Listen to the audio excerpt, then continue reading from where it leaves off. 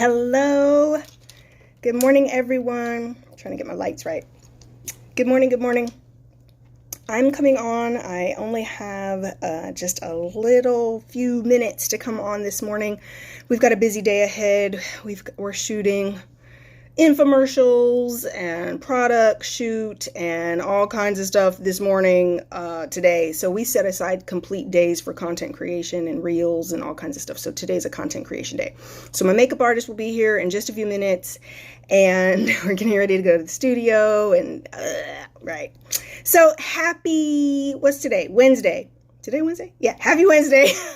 Wonderful Wednesday to everyone. I'm coming on. I'm going to try to do a relationship revolution part 2 really quickly. I am Rebecca Lynn Pope. You know that I am your nice for what coach. I am your business marketing branding guru. The Millionaire Coach brand is one of my businesses. We also own Abundant Life Path Coaching, where we certify coaches and offer courses in life, love, leadership, and business. More courses coming. We're about to really pull back and show you guys like everything we offer and everything we do. And so you're going to be seeing that very soon. And always weird to hear good morning. You're in another part of the country, right? So really quickly, relationship revolutions. We are in the middle. I think I left off yesterday talking about how men want women to be old-fashioned and women want men to be old-fashioned, right? And it's caught in the middle because men literally, what I've said previously is that where we are going wrong and where things are getting really, really hard is that you, of course, feel like you have all these preferences. You have all of these things that you want, and you don't think they're ridiculous at all because in your mind, this seems well balanced to you, right? You want someone like you, but then you also want them to have, some very traditional gender roles in, as far as what your expectations of your partner is, you've got some stereotypical gender role expectations. And people think that that's not ridiculous, right? As women, you're like, why should it be ridiculous, Rebecca, that I want a man to be a provider and a protector, like in the old days, right? A man is like, why is it too much to ask for me to want a woman who wants to cook, and take care of the home and be a nurturer and cater to my needs and be a homemaker, and be more submissive, be more passive, be like me lead, right? And there's a lot of problems that come into all of this because it's really because your roles in your day-to-day life now, men, women, have changed so much. And like I say, there's no more putting the cat in the bag. We can't go backwards, guys. We're going to have to somehow try to start meeting in the middle because guess what? Women do work outside the home. Right? Women are making money. They cannot be taking care of the kids and be married to a man who's not helping with the children. You can't be married to a man who's not helping at home, right? Helping with the chores, the cleaning, responsibilities of running a home. But what's happened is that a lot of the time what really good women, that's my audience, guys, right? What we do is you're trying to work outside the home and pick up keep all the responsibilities inside the home as well, minimizing his responsibility. But then you're wondering why your relationship is suffering or why you're resentful and why you're unhappy in these marriages because subconsciously, even if you haven't processed it, you're feeling like this isn't fair. Right? Wait a minute. Why am I responsible, the one who's doing the homework with the kids? Why am I the one who's cleaning all weekend long after I've worked 40, 50, 60 hours this week at the job, but now I'm spending the entire weekend trying to catch up inside the house, right? Or if you're a single mother, because guess what? Single mother, the divorce rate's much higher. So we got a lot more custodial parents, mothers, fathers raising kids on their own who do not have a partner to help. right? Who do not have a partner to help. And so literally, guys, there's all these different scenarios in the now modern relationship, the modern situations that people find themselves in. There's so many different variables. There is no cookie cutter model of what someone's life looks like when you roll up on them. There's no cookie cutter answers. There's no saying that women are like this and men are like this. We can make generalizations and try to say because of a man's hormonal physiology and biology, because of a woman's, hormonal biology, physiology, these kind of things. But what happens in dating, guys, is everybody's looking for rules. Everyone's looking for theories. Everyone's trying to make sense of all of this. And what you do and what everyone does, they have 1 or 2 experiences, 3 experiences, and now they're calling it their rules. They're saying, this is how men are, this is how women are, based on a few experiences, right? But that's not, there's 7.8 billion people on earth. Just because you had that experience with this person and he happened to be a single father, that doesn't mean all single fathers are like that. Just because you had this experience dating a woman who was going back to school and had a job doesn't mean that all women going back to school who are also working you're going to have that experience with. You have to take the time to get to know people. Because when you try to paint and that's what I notice, everyone's like, they want the shortcut. They want the formula. Rebecca, how do I find love? How do I attract love? Right? They want the formula. How do we cut through all of this to get to what you want? And in relationships, guys, there's no shortcuts. There's no instant gratification. There is no instantaneous, I'm going to marry you in 30 days and I know you, we're soulmates and we're going to live happily ever after. And that's part of the problem. We've got a lot of fantasy land expectations of other people. Here's a great example. You know your flaws, and if you don't, it's time for you to actually dive into your own self-awareness about what's going on with you, your mindset, your issues, everything you have going on, because you need to know that about you. But here's the problem. Even if you know what's going on with you, we tend to want other people to be very tolerant of our issues. We want people to be understanding of our issues and patient to get to know us, to see all of our wonderfulness and goodness and look past our flaws and our issues. But when it comes to other people, you're looking at them through a microscope, right? You're literally looking at them, looking for every little thing that could possibly be wrong with them. So you have zero tolerance for things that are going on in other people's lives. What happens is you get older, you become less and less tolerant because you're scared. You're scared. You don't want to go through what you went through before. At the first sign of something that reminds you of an ex, or reminds you of something that broke your heart, or reminds you of a difficult situation, you ready to jet. You ready to bolt. Guess what, guys? You're not going to meet anybody that doesn't have something going on, that doesn't have some type of issue, that isn't working through something, that doesn't have some type of underlying pain, issues, trauma, whatever you want to call it. Everybody's got issues. Bob Marley has a quote that I absolutely love. And it says that everyone's going to hurt you. You just have to decide the people who are worth hurting for. I love that quote. Everyone's going to hurt you. I think I'm ad-libbing a little. But you have to decide who's worth suffering for. You're going to suffer. You're going to hurt in different ways, whether it's intentional or not. You have to decide who's worth suffering for, who's worth hurting for. Because life is not going to hand you situations that are perfect, rainbows, peaches and cream and unicorns. It's just not going to happen. And if you don't start going into relationships eyes wide open,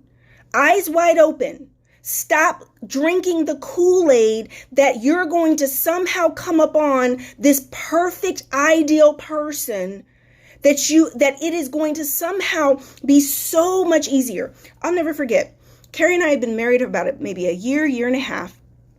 And I was going out the house to go for a jog one morning. And we were going through, just normal marriage issues, just normal stuff.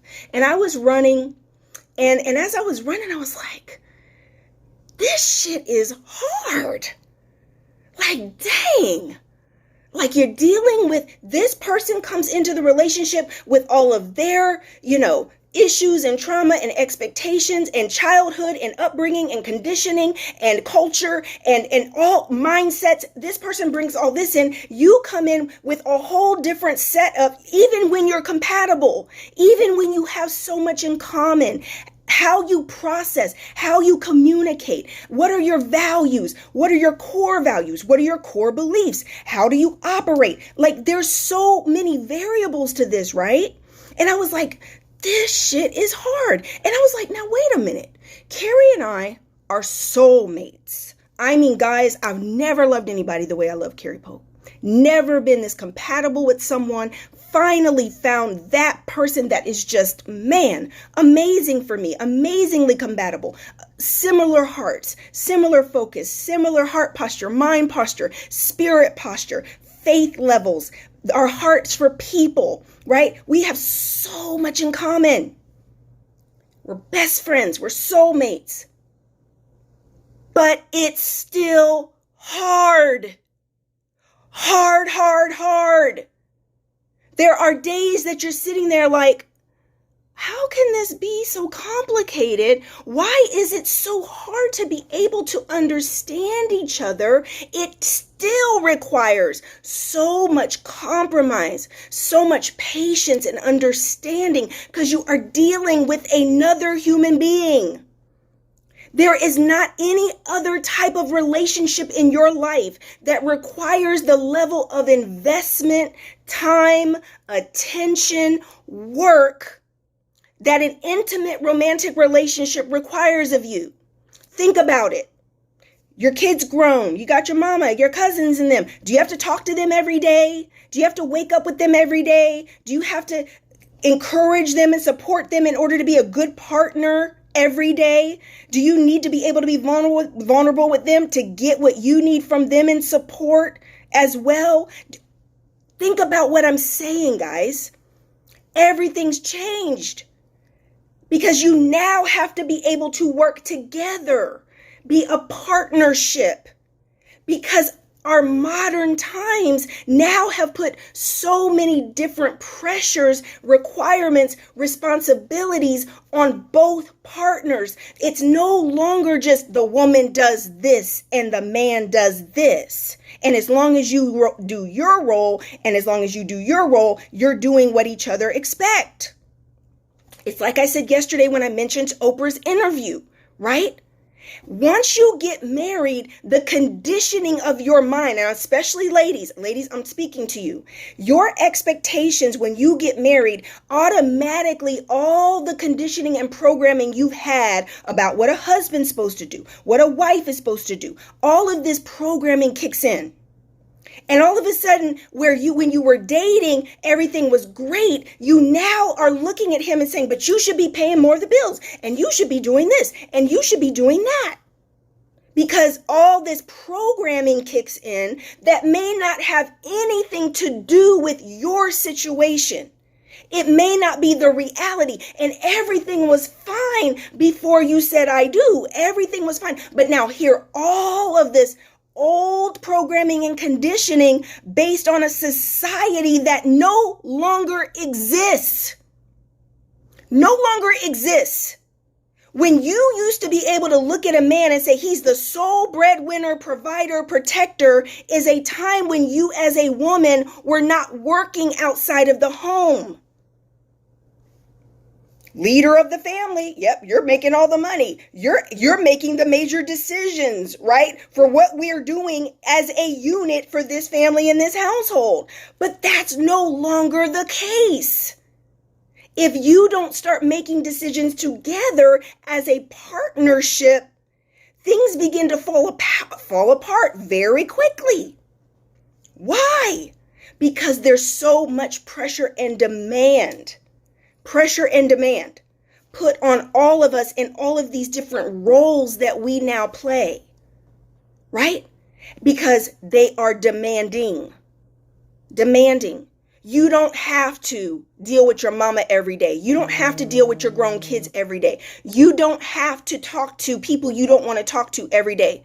But as a partner, in a marriage, as a husband and wife, wouldn't it be considered really weird if you didn't talk to them or communicate every day? Think about that. It requires a lot of you. We say all the time, marriage is for very mature people. Marriage is for very mature people. And one of the things, like I mentioned the other day about how wives lie, how women really don't know what's going on behind the scenes. And literally, if you knew the truth of what was going on in these marriages, that's why you're always shocked when people come out and expose what was really going on when they get divorced, or it's coming out, there's a scandal, and you find out what's really going on. Then you're like, wait a minute, right? Oh my God. But then your mind, you're trying to tell yourself, this is an exception. This is not the rule. I still want to be married, right? I still want to be married. But guess what? If you keep living in fantasy land and you don't open your eyes to the work you're going to have to do in order to have a healthy marriage, you're going to be up a creek without a paddle. If you go up in this fantasy land, sign your name on the dotted line, take some vows with a man, and then you get into a marriage, and now you have interlocked your life with someone else's, financially, legally, all the E's, psychologically, mentally, emotionally, right? My makeup artist is here, guys. Hold on. I don't know how to let her in. Carrie! Hold on, guys. I gotta tell Carrie to let the makeup artist in. Carrie, can you let Shaylon in, please? Thank you. I have an app on the phone that opens up the garage, guys, but I can't do it. If I get off of here, I'll lose you guys. Anyway, you have to do the work because people are living in like this utopia thinking that relationships are supposed to be easy. It's supposed to be organic. It's supposed to be natural. And I'm telling you, no, it's not. I have a therapist. Carrie has a therapist. And we have a marriage counselor. Listen to what I'm saying to you. We have a happy, healthy, well-balanced relationship. We are soulmates and best friends, and it is still hard. We have to have help. We have to do our own personal work, because guess what the only formula is for a healthy, happy relationship? Guess what the formula is? 2 happy, healthy people. If you think that a relationship is going to solve your problems or somehow fulfill you or complete you or fix all of the issues in your life, you're actually setting yourself up for a major, major downfall, because you're now adding in more complications into your life, more issues, more struggles, because everybody's got their ish that they're dealing with. And when you sign up to partner with someone and marry someone, you are signing up for not just the good, not just that handsomeness and great sex and money and financial stability and buying houses and a wedding. You're not signing up for that. You're also signing up for all their baggage and all their issues. You're signing up to say, I will not forsake you. I'm going to stick it out with you. I'm going to help hold you accountable. I'm going to support and love you while you're working through your problems, and you do the same for me. That's what you're signing up for. Ladies, men, it's not just money and sex and good times and Insta moments on vacations and shopping. You're signing up to go through the gutter and the trenches with somebody depending on their own personal level of healing and consciousness. That's all that they can bring. Their own personal level of healing and consciousness and self-awareness. You're going to meet them where they're at, and you have to now navigate this thing called life together as individuals and in the unit, in the partnership. That's a lot.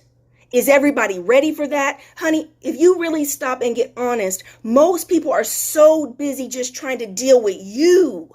You just trying to figure out you. You just trying to navigate who you are, what you want, what your mama did to you, what your daddy did to you, figuring out how to heal your traumas, heal your issues.